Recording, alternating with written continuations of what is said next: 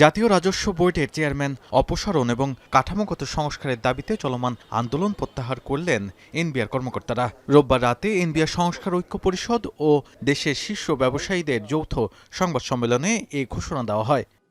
অন্যদিকে সরকার রাজস্ব ব্যবস্থার সংস্কারে যে 5 সদস্য বিশিষ্ট উপদেষ্টা কমিটি গঠন করেছে তাকে ঐক্য পরিষদ স্বাগত জানায়।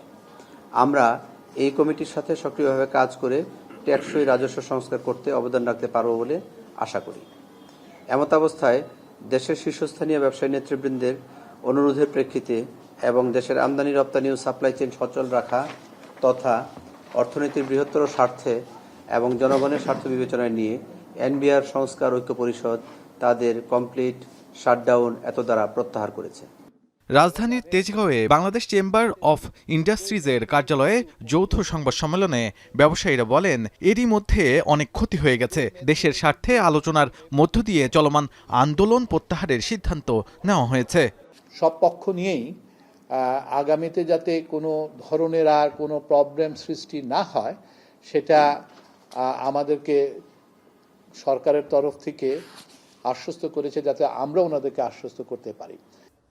রোববার সন্ধ্যায় সচিবালয়ে ব্যবসায়ী প্রতিনিধি দলের সঙ্গে বৈঠক করেন অর্থ উপদেষ্টা। বৈঠক শেষে তিনি জানান, এনবিআরের সংকট নিরসনে 5 সদস্যের উপদেষ্টা কমিটি গঠন করা হয়েছে। কর্মকর্তা কর্মচারীদের দাবি, বিষয়টি প্রধান উপদেষ্টার দফতর দেখবে।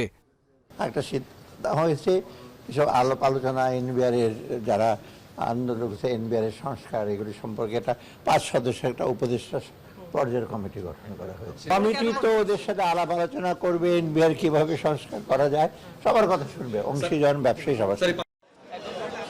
এর আগে এনবিআরের অধীনস্থ customs house, ICD, bond commissionerate ও শুল্ক স্টেশনসমূহের সব চাকরিকে অত্যাবশ্যকীয় সার্ভিস হিসেবে ঘোষণা করে সরকার। প্রধান উপদেষ্টার দফতর থেকে দেয়া বিবৃতিতে আন্দোলনকে আইন বিরোধী ও জাতীয় স্বার্থ বিধ্বংসী বলে মন্তব্য করে অর্থনীতির সুরক্ষায় কঠোর পদক্ষেপ নেওয়ার হুঁশিয়ারি দেয় সরকার।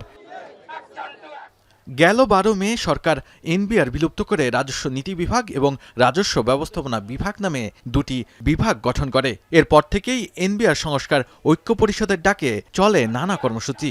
28 এবং 29 জুন কমপ্লিট শাটডাউনে দেশের আমদানি রপ্তানিতে আর্থিকভাবে অচল অবস্থার সৃষ্টি হয়। শাহাদাত অভ্র, এখন, ঢাকা।